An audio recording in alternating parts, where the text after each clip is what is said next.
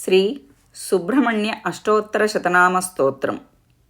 స్కందో గుహ షణ్ముఖశ్చ ఫాలనేత్రసుతః ప్రభుః పింగళకృత్తికాసూనుః శిఖివాహో ద్విషడ్భుజः ద్విషణ్నేత్రः శక్తిధరా పిశితాశప్రభञ्जनः తారకాసురసంహారీ రక్షో బలవిమర్దనः మత్తః ప్రమత్తోన్మత్తశ్చాసురసైన్యసురక్షకः దేవసేనాపతిః ప్రాజ్ఞా కృపాళుర్భక్తవత్సలः ఉమాసుతశక్తిధరా కుమారక్రౌంచధారణः సేనానీరగ్నిజన్మా చ విశాఖः శంకరాత్మజः శివస్వామి గణస్వామి సర్వస్వామి సనాతనः అనంతశక్తిరక్షోభ్యా పార్వతీప్రియనందనः గంగాసుతశరోద్భూత ఆహుతః పావకాత్మజः జృంభ ప్రజృంభ ఉజృంభ కమలాసనసంస్థుతः ఏకవర్ణో ద్వివర్ణశ్చ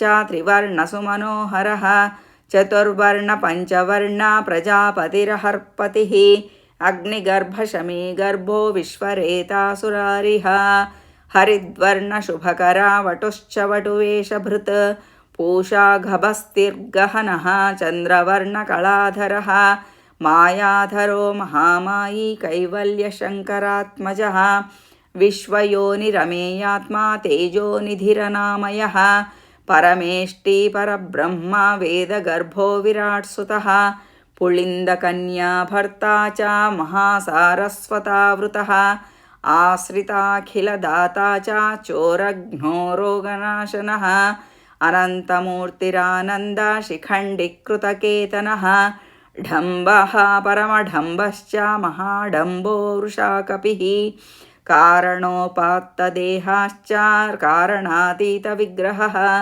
అనీశ్వరో మృతప్రాణ ప్రాణాయామపరాయణः విరుద్ధహంతా వీరఘ్నో రక్తాస్య శ్యామకందరः సుబ్రహ్మణ్యో గుహప్రీతో బ్రహ్మణ్యో బ్రాహ్మణప్రియः వంశవృద్ధికరో వేదవేద్యోక్షయఫలప్రదः इति श्री सुब्रह्मण्य अष्टोत्तरशतनामस्तोत्रम्.